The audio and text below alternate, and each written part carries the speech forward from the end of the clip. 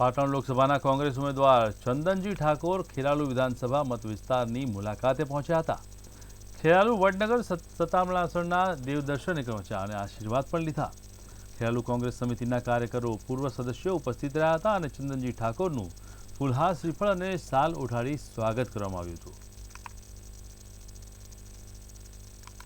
ખૂબ મોટો પ્રતિસાદ મળી રહ્યો છે।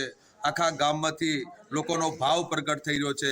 લોકો ઉમેદવાર તરીકે સદારામ બાપાના ભક્ત તરીકે મને સ્વીકારી રહ્યા છે, સ્થાનિક ઉમેદવાર તરીકે પણ મને સ્વીકારી રહ્યા છે અને ખૂબ પ્રતિસાદ એટલે લોકોના ઉમળકાભેર ઢોલ નગારા પીપુડા સાથે મારું સ્વાગત પણ થઈ રહ્યું છે। ચંદ્રભાઈ, ઇન્ડિયા ગઠબંધનથી કોંગ્રેસને કેટલો ફાયદો થશે? બિલકુલ ઇન્ડિયા ગઠબંધનથી ફાયદો થશે।